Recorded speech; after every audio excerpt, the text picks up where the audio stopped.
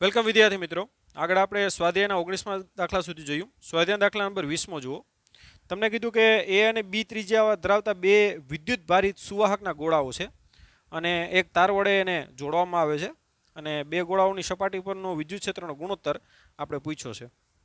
બે ગોળા છે એ વિદ્યુત ભારિત છે. આની ત્રિજ્યા એ લઈ લ્યો અને આ બીજો ગોળો છે. આ ગોળાની ત્રિજ્યા બી છે. આ ગોળો 1 અને આ ગોળો 2. હવે એને આવી રીતે સુવાહક તાર વડે જોડવામાં આવે છે. માનો કે જોડ્યા પછી આના ઉપર વિદ્યુતભાર Q1 છે અને આના ઉપર વિદ્યુતભાર કેટલો છે Q2. બરાબર. અને બેલેન્સ થઈ ગયા છે. બરાબર. તાર જોડો એટલે એકમાંથી વિદ્યુતભાર કાં તો બેમાં જાય, બેમાંથી ક્યાં તો ક્યાં જાય, એકમાં જાય.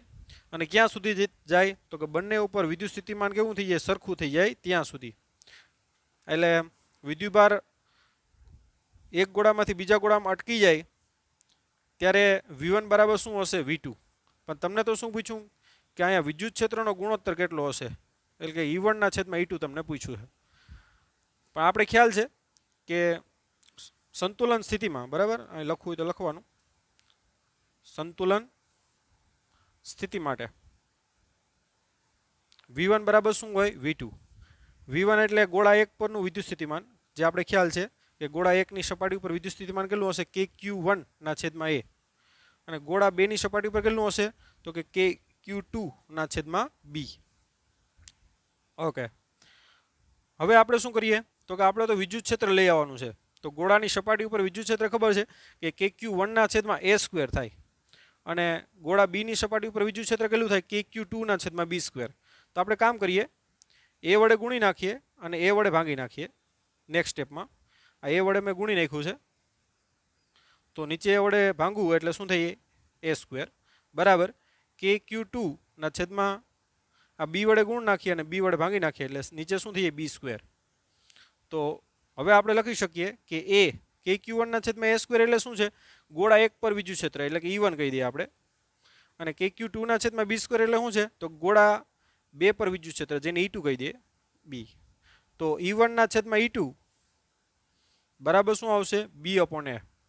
તો આવી રીતે જે વિદ્યુત ક્ષેત્રનો ગુણોત્તર છે એ કેટલો આવશે, B/A. તો આ પહેલો ક્વેશ્ચન આપણે પૂછ્યો. બીજો ક્વેશ્ચન એ પૂછ્યો આપણે કે આ પરિણામનો ઉપયોગ કરી આપણે અને તીક્ષ્ણ સુવાહકના તીક્ષ્ણ અને ધારદાર છેડાઓ છે એ વિભાગ પર વિદ્યુતભારની પૃષ્ઠ ઘનતા કેવી હોય, વધારે હોય છે, એ આપણે સમજાવવાનું છે. તો આ બે ગોળાની જ વાત કરીએ તો આમાં ધારદાર અને તીક્ષ્ણ કોણ કહેવાય, કે જેની ત્રિજ્યા ઓછી હોય એ તીક્ષ્ણ કહેવાય અને જેની ત્રિજ્યા વધારે હોય એની વક્રતા કેવી હોય, ઓછી હોય. જો આ વધારે તીક્ષ્ણ છે અને આ ઓછું તીક્ષ્ણ છે. એનું કારણ શું કે આની ત્રિજ્યા છે, જો અહીંયા એ ઓછી છે આ, અને આની ત્રિજ્યા કેવી છે, વધારે. તો જેની ત્રિજ્યા ઓછી હોય, જો અહીંયા સેન્ટર માનો તો જેની ત્રિજ્યા ઓછી એ ધારદાર વધારે હોય અને જેની ત્રિજ્યા વધારે એ ધારદાર કેવું હોય, ઓછું. તો આ બે ગોળાનો ઉપયોગ કરીએ તો આમાં ધારદાર કોણ કહી શકાય તો કે એ ગોળો છે ને એ વધારે ધારદાર છે અથવા તીક્ષ્ણ છે અને બી કેવો છે, ઓછો, કેમ કે એની ત્રિજ્યા વધારે તો વક્રતા કેવી હોય, ઓછી હોય. તો આના ઉપર વિદ્યુતભારની પૃષ્ઠ ઘનતા વધારે હોય એમ, આના ઉપર વિદ્યુતભારની પૃષ્ઠ ઘનતા કેવી હોય, વધારે, એમ સાબિત કરવાનું છે. એટલે કે આના ઉપર σ1 હોય પૃષ્ઠ ઘનતા, આના ઉપર σ2 હોય, તો આપણે સાબિત કરવાનું છે કે σ1 ઇઝ ગ્રેટર ધેન σ2. ઓકે. તો પહેલાં તો આપણે વિદ્યુતભારની પૃષ્ઠ ઘનતાનું સૂત્ર લખીએ. પહેલાં તો ગોળા 1 પર પૃષ્ઠ ઘનતા σ1 કહી દઈએ આપણે. તો σ1 બરાબર શું થાય તો કે એના ઉપર રહેલો વિદ્યુતભાર ના છેદમાં એનું ક્ષેત્રફળ કેટલું થાય તો કે 4πA². ગોળા 2 પર પૃષ્ઠ ઘનતા કેટલી થાય તો કે σ2 કહી દઈએ. Q2 ના છેદમાં શું થાય, 4πB². ઓકે. માટે σ1 ના છેદમાં σ2 બરાબર શું થાય તો કે Q1 ના છેદમાં Q2 ગુણાકારમાં 4π કેન્સલ થઈ જાય, B² ના છેદમાં શું આવશે, A², કે આ છેદમાં જાય, છેદનો છેદ શું થઈ જાય, અંશમાં. ઓકે. હવે Q1 upon Q2 નો ગુણોત્તર તો આપણે ખ્યાલ છે. હવે આપણે ખબર છે કે વિદ્યુત સ્થિતિમાન બેમાં સરખા છે, આ સમીકરણનો ઉપયોગ કરી લઈએ તો ચાલે ડાયરેક્ટ, બરાબર. આપણે ખ્યાલ છે કે V1 બરાબર શું હોય, V2. ઓકે, જો કઈ રીતે, દાખલા કે આ રીતનો ગોળો છે, ધ્યાન આપજો. આ રીતનો ગોળો નહીં, પણ કોઈ દાખલા કે આ રીતનો વાહક છે, તો આ વાહક એક જ છે, એટલે એક જ વાહક છે, એટલે એની સપાટી ઉપરના દરેક બિંદુએ વિદ્યુત સ્થિતિમાન કેવું હોવાનું સરખું, એટલે આ ભાગમાંનો અને આ ભાગમાંનો વિદ્યુત સ્થિતિમાન કેવું હશે, ત્યાં સરખું જ હશે સપાટી ઉપર. ખ્યાલ આવ્યો તમને? એટલે આની ત્રિજ્યા અને આની ત્રિજ્યા અલગ છે, કે આ ધારદાર છે અને આ કેવું છે, ઓછું ધારદાર છે. તો અલગ અલગ ગોળા, જો આ ગોળા બંનેને આપણે જોડેલા જ છે. ખ્યાલ આવ્યો તમને? એટલે એના માટે V1 બરાબર શું લીધું, V2 લીધું. બાકી આ ઉદાહરણ પણ તમે લઈ શકો. એટલે V1 બરાબર V2 એટલે કે KQ1 ના છેદમાં A બરાબર શું થાય, KQ2 ના છેદમાં A. એટલે કે કેન્સલ થઈ જાય, માટે Q1 upon Q2 નો આપણે ગુણોત્તર મળી ગયો કે Q1 upon Q2 આ B છે, બરાબર શું આવશે, A upon B. Q1 upon Q2 જે આનો ગુણોત્તર અહીં મૂકવાનો છે, એ કેટલો આવ્યો, A upon B. માટે સિગ્મા 1 ના છેદમાં સિગ્મા 2 બરાબર Q1 upon Q2 નો ગુણોત્તર આપણે કેટલો આવ્યો, A upon B. તો એ મૂકી દે A upon B. ગુણાકારમાં શું છે, B square upon A square. એક B ઉડીએ એક A ઉડીએ, એટલે શું આવશે, B upon A. માટે તમે કહી શકો કે સિગ્મા 1 ચલે છે 1 upon A અને સિગ્મા 2 ચલે છે 1 upon B. આમ કહી શકો તમે આરામથી કે ભાઈ જેની ત્રિજ્યા ઓછી એમાં વિદ્યુતભારની પૃષ્ઠઘનતા કેવી હોય, વધારે. જો અહીં તમે જોઈ શકો આ ભાગની ત્રિજ્યા ઓછી, એટલે અહીંયા વિદ્યુતભાર કેવો હોય, વધારે જમા થઈ જાય એકમ ક્ષેત્રફળમાં, અને અહીંયા કેવો જમા થાય, ઓછો. સપોઝ કે આમાં વિદ્યુતભારિત કરેલો હોય તો જ્યાં પણ ધાર તીક્ષ્ણ છે ને ત્યાં એકદમ વિદ્યુતભાર કેવો થઈ જાય, વધી જાય. ઇવન તમે જો અહીંયા ટચ કરો ને અહીંયા ટચ કરો તો અહીંયા તમને વધારે શોક લાગશે, કે અહીંયા ઓછા ક્ષેત્રફળમાં કેવો વિદ્યુતભાર છે, વધારે છે. ખ્યાલ આવ્યો? જ્યારે અહીંયા તો કે વધારે ક્ષેત્રફળમાં ઓછો વિદ્યુતભાર છે, એટલે તમે અહીંયા ટચ કરો તો વધારે શોક લાગે, અહીંયા ટચ કરો તો ઓછો શોક લાગે. જે આ સંબંધ ઉપરથી પણ જોઈ શકો કે પૃષ્ઠઘનતા એ ત્રિજ્યાના શું હોય, વ્યસ્ત પ્રમાણમાં. તો આ કોન્સેપ્ટ છે એ તમે યાદ પણ રાખી શકો, કે આના ઉપરથી અલગ અલગ પ્રકારની MCQ પણ ડાયરેક્ટ તમે કરી શકો એમ, બરાબર. ત્યારે આ સંબંધ તમારે આ રીતે મેળવવાની જરૂર નથી, બરાબર. તો આ દાખલો છે, આ કોન્સેપ્ટો છે એ જ તમને JEE અને નીટમાં કામ આવતા હોય છે. ઓકે, તો આ થઈ ગયો સ્વાધ્યાયનો 20મો. સ્વાધ્યાયનો 21મો જુઓ, આ લખી લ્યો. આ પહેલો ક્વેશ્ચન અને આ બીજો. સ્વાધ્યાય દાખલા નંબર 21મો.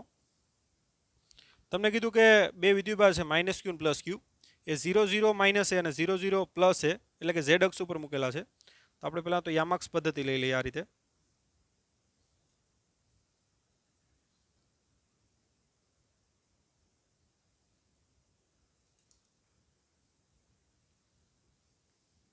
આ Z અક્ષ છે, આ X અક્ષ લઈ લો અને આ શું લઈ લો, Y અક્ષ.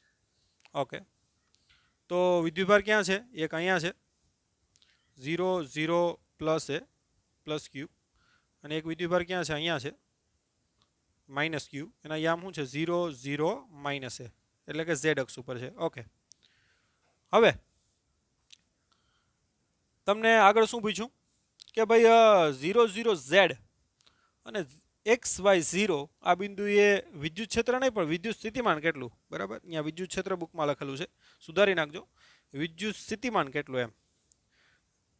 0 0 Z એટલે અહીંયા કોઈ P બિંદુ લઈ લ્યો, એટલે કે એની અક્ષ ઉપર વિદ્યુત સ્થિતિમાન આપણે મેળવવાનું છે. તો આને કારણે આ દાખલા કે આ જે અંતર છે Z છે,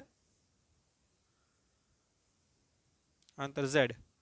તો આ અંતર કેટલું થાય, +Q થી અંતર કેટલું થાય, આ Z માઇનસ એ, અને -Q થી અંતર કેટલું થાય, Z પ્લસ એ, કારણ કે આ A અને આ Z, એટલે આ અંતર કેટલું થશે, -Q થી P નું અંતર કેટલું થાય, Z પ્લસ એ, બરાબર. તો આ અંતર લખી નાખીએ આપણે અહીંયાથી.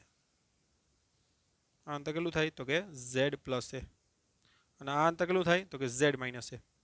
હવે +Q ને કારણે અહીંયા વિદ્યુત સ્થિતિમાન V1 કહી દે અને -Q ને કારણે V2 કહી દે, તો V બરાબર શું લખાય તો કે V1 પ્લસ V2 વિદ્યુત સ્થિતિમાન અદિશ રાશિ છે, આ રીતે ડાયરેક્ટ સરવાળો થાય માટે V બરાબર V1 એટલે શું છે તો કે KQ ના છેદમાં Z માઇનસ A એનું અંતર, અને V2 એટલે માઇનસ Q ને કારણે માઇનસનું વિદ્યુત સ્થિતિમાન માઇનસ હોય એટલે KQ ના છેદમાં શું આવે છે Z પ્લસ A, એટલે KQ સામાન્ય કાઢી નાખો 1/Z minus A minus 1/Z plus A, તો માટે V બરાબર KQ આપણે લસા લઈ લઈએ એટલે શું થાય Z plus A minus Z minus A ના છેદમાં આ બેનો ગુણાકાર શું થાય Z square minus A square બરાબર, પૂર્ણ વર્ગ પદ સોરી સૂત્ર બને Z માઇનસ A Z વત્તા A એટલે બેનો ગુણાકાર શું થાય Z square minus A square.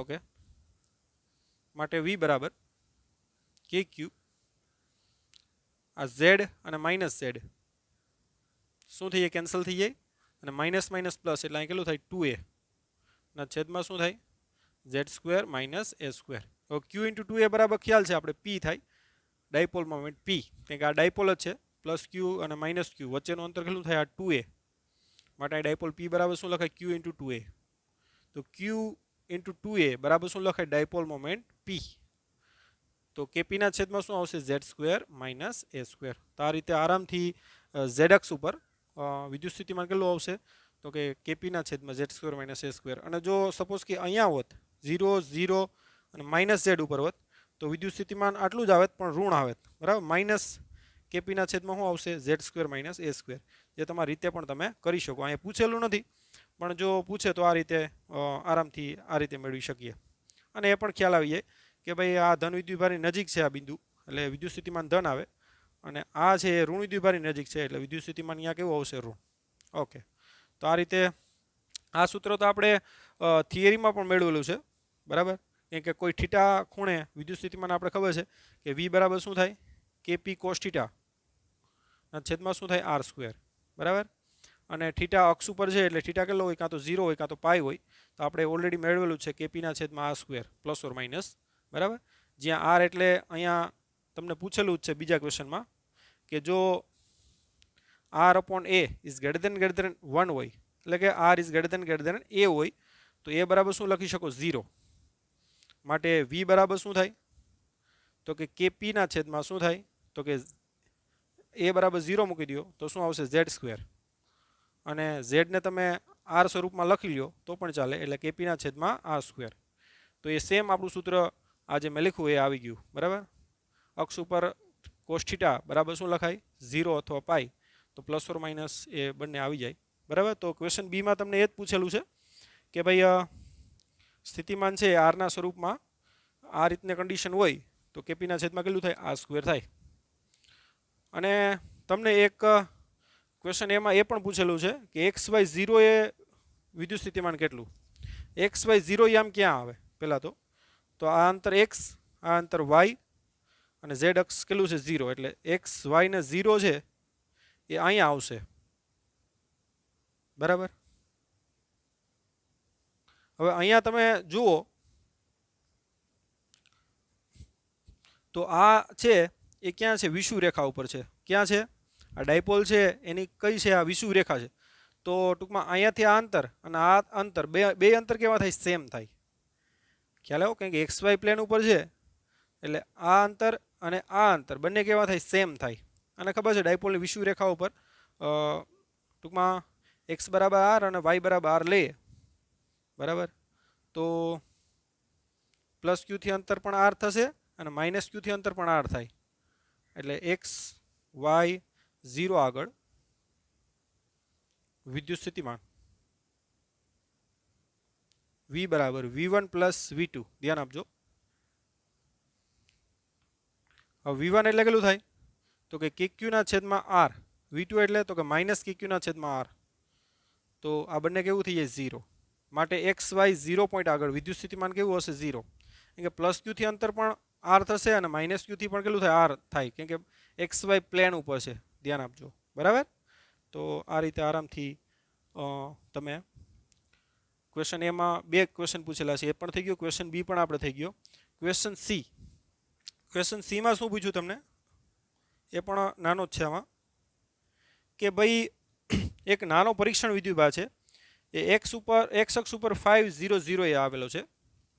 આ એક્સ અક્ષ છે એમાં ક્યાં છે તો કે 500 કોઈ પણ યામ લઈ લો 500 થી ઋણ એક્સ અક્ષ ઉપર -700 એ લઈ જવામાં આવે. ધ્યાન આપજો. એક્સ અક્ષ ઉપર હતો એ 500 એ ત્યાંથી -700 એ લઈ જવામાં આવે તો કેટલું કાર્ય કરવું પડે. હવે આ પોઈન્ટ છે ક્યાં છે જોવું તમે. જો આ ઝેડ અક્ષ છે અને આ એક્સ અક્ષ તો આ લંબ થઈ ગયું અને ઉદ્ગમ બિંદુમાં પાસ થાય તો આ વિષુવ રેખા છે. શું છે? વિષુવ રેખા. તો વિષુવ રેખા ઉપર વિદ્યુત સ્થિતિમાન કેટલું થાય? આ રીતે જ 0 થાય. કે આ પોઈન્ટ માટે -q થી અંતર જેટલું થાય એટલું જ કેટલું થાય? +q થી થાય. બરાબર. એટલે આ ડાયપોલની શું છે? વિષુવ રેખા છે અને વિષુવ રેખા ઉપર વિદ્યુત સ્થિતિમાન કેવું થાય? 0, જે આપણે થિયરીમાં પણ ખ્યાલ છે. એટલે અહીંયા વિદ્યુત સ્થિતિમાન V1 હોય અને અહીંયા વિદ્યુત સ્થિતિમાન V2 હોય તો કાર્ય કેટલું કરવું પડે? તો કે W બરાબર VQ, એટલે કે V1 - V2 × Q. તો V1 એ 0 થાય અને V2 પણ કેવું થાય? 0. તો 0 - 0 એટલે 0. તો કરવું પડતું કાર્ય કેવું આવશે? 0. શા માટે? કારણ કે બંને પોઈન્ટ છે ને એ વિષુવ રેખા ઉપર છે અને વિષુવ રેખા ઉપર હોય તો ડાયપોલને કારણે વિષુવ રેખા ઉપર વિદ્યુત સ્થિતિમાન કેવું હોવાનું છે? 0. માટે એક્સ અક્ષ ઉપર 5 થી ટૂંકમાં -7 લઈ જવા માટે કરવું પડતું કાર્ય 0 થાય અને એ ગમે એ માર્ગે લઈ જાવ તો પણ કેવું થશે? 0. કારણ કે એ પ્રારંભિક સ્થાન અને અંતિમ સ્થાન ઉપર આધાર રાખશે. એના માર્ગ ઉપર આધાર નહીં રાખે. માર્ગ અહીંથી આમ લઈ જાઓ, અહીંથી આમ સીધો લઈ જાઓ, અહીંથી આમ કરતાં કરતાં અહીં લઈ જાઓ તો બધા માટે કાર્ય કેવું આવશે? 0. કારણ કે એ પ્રારંભિક સ્થાન અને કોના ઉપર રાખશે? અંતિમ સ્થાન ઉપર આધાર રાખશે. તો આ થઈ ગયો દાખલા નંબર સ્વાધ્યાયનો 21મો. બરાબર. હવે આપણે દાખલા નંબર 22મો જોઈએ. લખી લ્યો.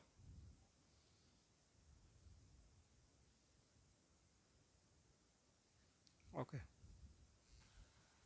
સ્વાધ્યાય દાખલા 22મો. તમને કીધું કે વિદ્યુત ચતુર્થ ધ્રુવી. બરાબર. દ્વિધ્રુવી એટલે વિદ્યુત ડાયપોલ કહેવાય. ચતુર્થ ધ્રુવી એટલે શું? એટલે આપણે પહેલાં તો એ જોઈએ. તો એના તરીકે ઓળખાતી એક વિદ્યુત ભારોની એક ગોઠવણી દર્શાવેલ છે. ચતુર્થ ધ્રુવી એટલે શું? જો આ +q એટલો જ આ -q. આને આપણે વિદ્યુત ડાયપોલ કહેવાય અથવા તો દ્વિધ્રુવી કહેવાય. કેમ કે બે ધ્રુવ છે, એક ધન વિદ્યુતભાર અને એક ઋણ વિદ્યુતભાર. એટલે આને દ્વિધ્રુવી કહેવાય અથવા તો વિદ્યુત ડાયપોલ એને આપણે કહીએ છીએ. બરાબર. એ તો આપણે ખ્યાલ છે. પણ હજી પણ એક અહીંયા -q વિદ્યુતભાર હોય આ રીતે અને અહીંયા પાછું શું હોય? +q વિદ્યુતભાર હોય. આ અંતર પણ r અને આ અંતર પણ r. બરાબર. અને અહીંયા કેટલો વિદ્યુતભાર હોય? ટૂંકમાં -2q ટોટલ. એમ આ q અને આ -q એટલે ટોટલ વિદ્યુતભાર કેટલો હોય? -2q. તો આ જે બે ડાયપોલ સંયોજન થઈ અને જે બનાવે એને શું કહેશું? આપણે ચતુર્થ ધ્રુવી કહેશું. કારણ કે એમાં 4 ધ્રુવો હોય. +q -q અને +q. તો 4 વિદ્યુતભારો છે એટલે શું કહેવાય? એને ચતુર્થ ધ્રુવી, ક્વાડ્રુપલ મોમેન્ટ ઇંગ્લિશમાં બોલાય. Electrical quadrupole moment. બરાબર. તો એનું સૂત્ર, વિદ્યુત ડાયપોલનું સૂત્ર આપણે ખબર છે, P = Q × QR થાય. બરાબર. આ ડાયપોલ માટે QR.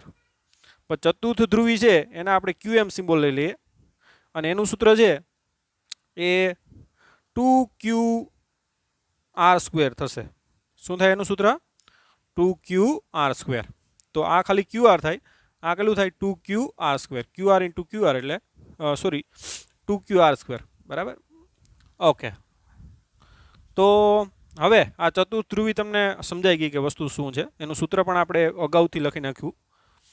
હવે આ ચતુર્થ ધ્રુવીથી એની અક્ષ ઉપર આ કોઈ P બિંદુ છે. ધ્યાન આપજો. અક્ષ ઉપર શું છે? કોઈ P બિંદુ. જે આ અંતર છે ને સ્મોલ એ આપી દીધા છે આપણે દાખલામાં. એટલે હું સ્મોલ એ લઈ લઉં છું. તો આ પણ કેટલું થાય? સ્મોલ એ. બરાબર. હવે આ એનું કેન્દ્ર કહેવાય. આ કેન્દ્રથી કેટલા અંતરે? તો કે P બિંદુ R અંતરે છે. હવે આ અંતરે P બિંદુ છે ત્યાં આપણે વિદ્યુત સ્થિતિમાન મેળવવાનું છે. તો એ વિદ્યુત સ્થિતિમાન આપણે આરામથી મેળવીએ. તો પહેલાં તો આ અંતર કેટલું થાય?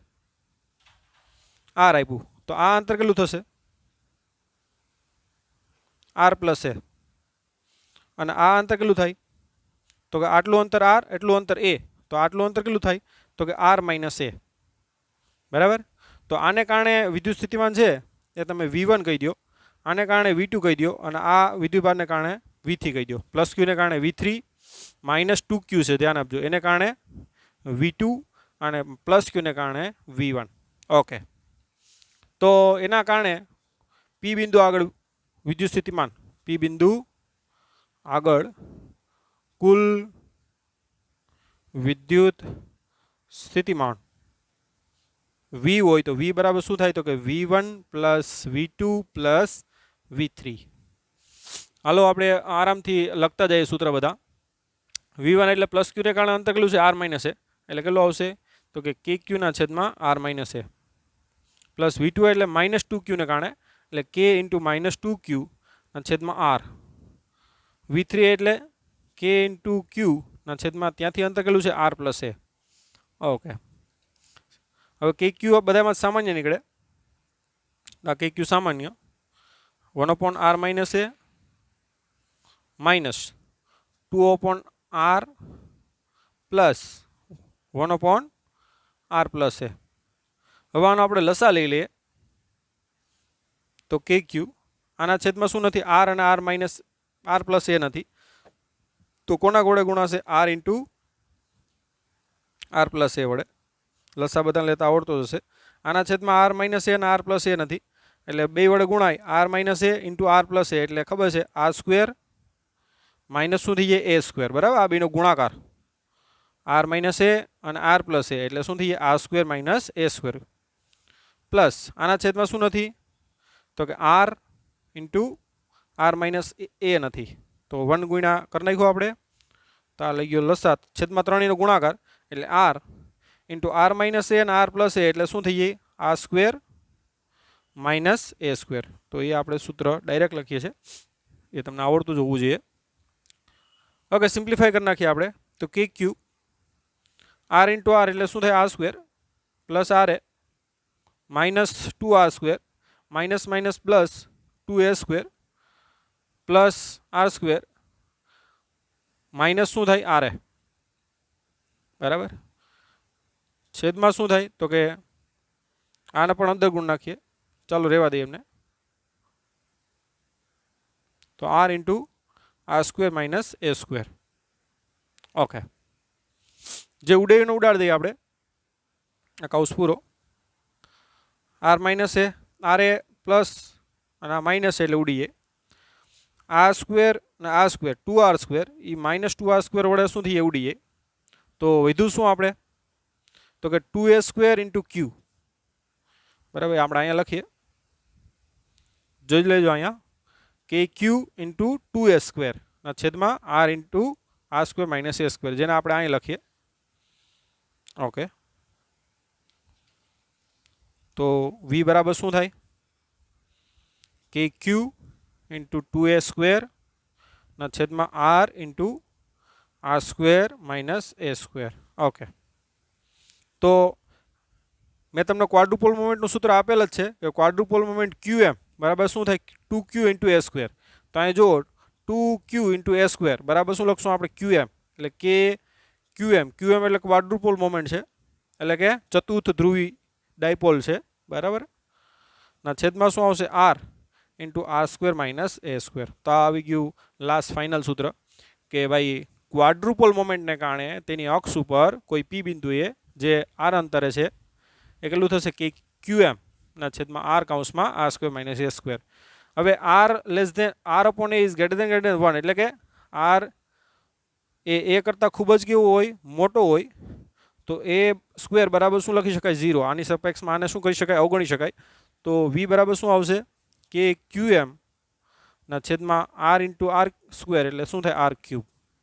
તો આ રીતે વિદ્યુત સ્થિતિમાન ક્વાડ્રુપોલને કારણે તમને પૂછે તો V ચલે છે શું થાય? R cube. ખાલી ડાયપોલને કારણે પૂછે, આ ક્વાડ્રુપોલને કારણે છે ચતુર્થ ધ્રુવી, બરાબર. અને આ શું છે? દ્વિધ્રુવી. એને કારણે V ચલે શું થાય? R સ્ક્વેર, જે આપણે અગાઉ સૂત્ર ડાયપોલને કારણે વિદ્યુત સ્થિતિમાન છે. અને ખાલી ટૂંકમાં કેવો હોય વિદ્યુતભાર?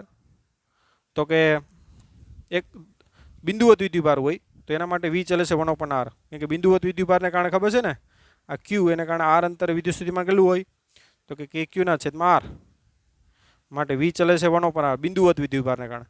ડાયપોલને કારણે પૂછે તો V ચલે છે 1/r², અને ચતુર્થ ધ્રુવી અથવા ક્વાડ્રુપોલ ડાયપોલ મોમેન્ટ એને કારણે V ચલે છે 1/r3, જે આપણે સૂત્ર મેળવ્યું છે. તો એ પણ આપણે ચર્ચા લાસ્ટમાં કરવાની હતી, જે આપણે ઓલરેડી કરી નાખી છે. હવે સ્વાધ્યાય દાખલા નંબર 23 જુઓ. આ લખી લો વ્યવસ્થિત. ઓકે, લખતા જાઓ. વિડીયો સ્ટોપ કરી શકો તમે. ઓકે,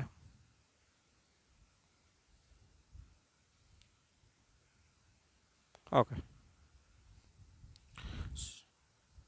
સ્વાધ્યાયનો 23મો તમને બીજું ભાઈ કે એક ઇલેક્ટ્રિકલ ટેકનિશિયન છે અને પરિપથમાં 1 કિલોવોલ્ટ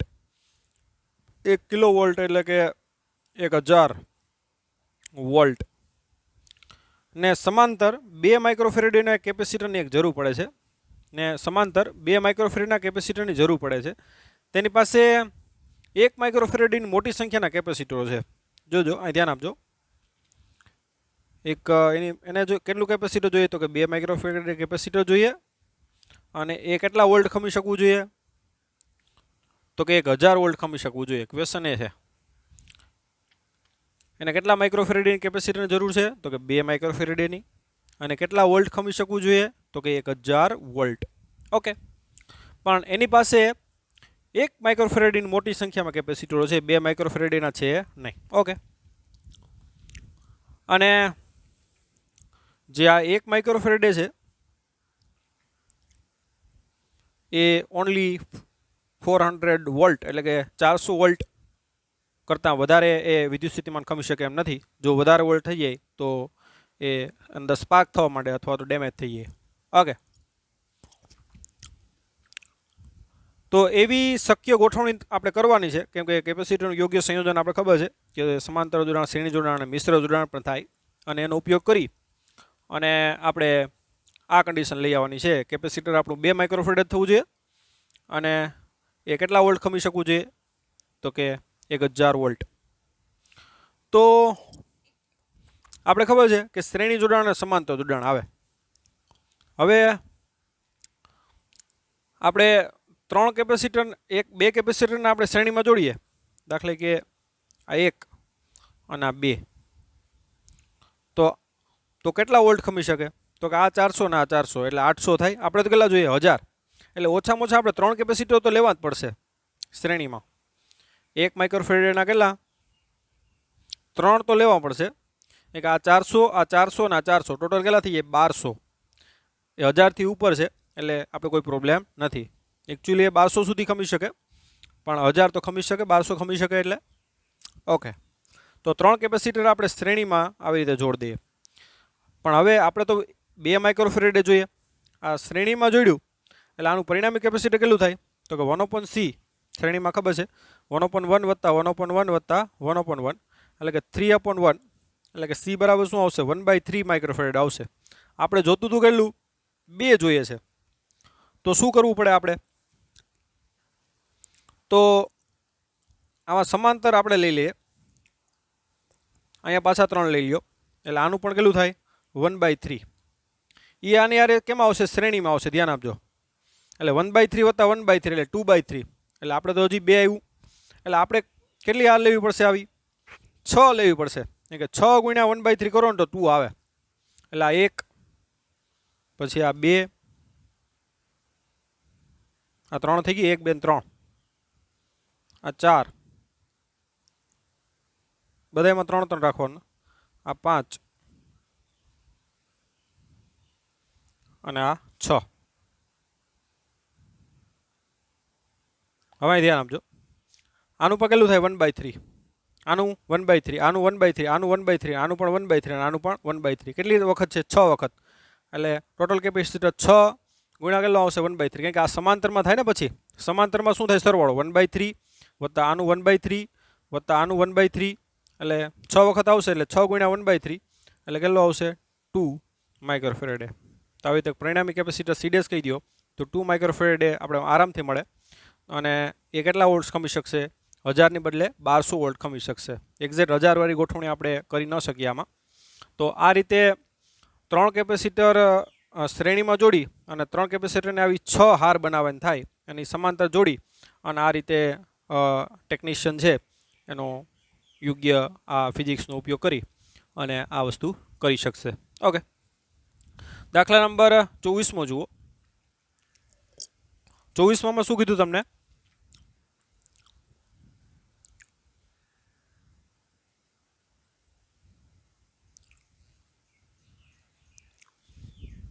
કે ભાઈ એ 2 માઇક્રોફેરેડે નો એક સમાંતર પ્લેટ કેપેસિટર છે બે પ્લેટો વચ્ચેનો અંતર 0.5 સેન્ટીમીટર છે C is equal to 2 faraday છે ધ્યાન આપજો બહુ મોટું કેપેસિટર કહેવાય અને બે પ્લેટો વચ્ચેનો અંતર 0.5 સેન્ટીમીટર છે ઓકે તો તેની દરેક પ્લેટનું ક્ષેત્રફળ કેટલું હશે તો આપણે ખબર છે સમાંતર પ્લેટ કેપેસિટર એપ્સિલોન 0 એના છેદમાં શું થાય d માટે a બરાબર શું થાય તો કે CD ના છેદમાં એપ્સિલોન 0 એટલે C એટલે 2 છે અહીંયા d એટલે 0.5 ગુણ્યા 10⁻2 સેન્ટીમીટરમાં છે એટલે અને એપ્સિલોન 0 એટલે 8.85 ગુણ્યા 10⁻12 એટલે ક્ષેત્રફળ તમે ગણો તો 2 ગુણ્યા 0.5 ભાગ્યા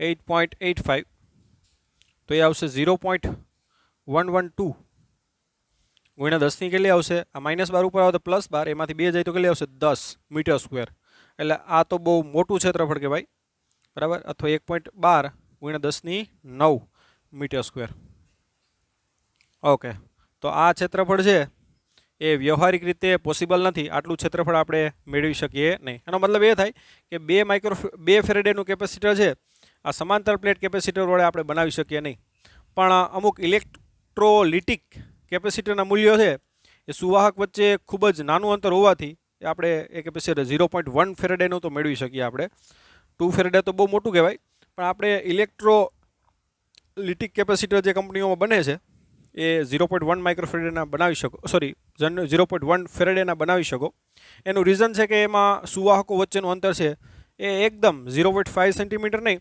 પણ બહુ એના કરતાં ઓછું 0.005 સેન્ટીમીટર પણ કહી શકો આટલા ઓછા અંતર રાખો તો ઓછું અંતર થાય તો કેપેસિટર શું થઈ જાય વધી જાય અને એ આ ક્રમનું બનાવી શકાય પણ 2 ફેરેડે કેપેસિટર છે એ વ્યવહારિક રીતે પોસિબલ નથી કેમ કે આટલું ઊંચું ક્ષેત્રફળ છે પ્લેટનું તમે રાખી ન શકો ઓકે તો આ થઈ ગયો સ્વાધ્યાયનો દાખલા નંબર 24મો બરાબર આપણે અહીંયા સુધી રાખીએ નેક્સ્ટ પીરિયડમાં આપણે સ્વાધ્યાયના 25મા દાખલાથી આગળ વધશું ઓકે ત્યાં સુધી bye bye take care have a nice day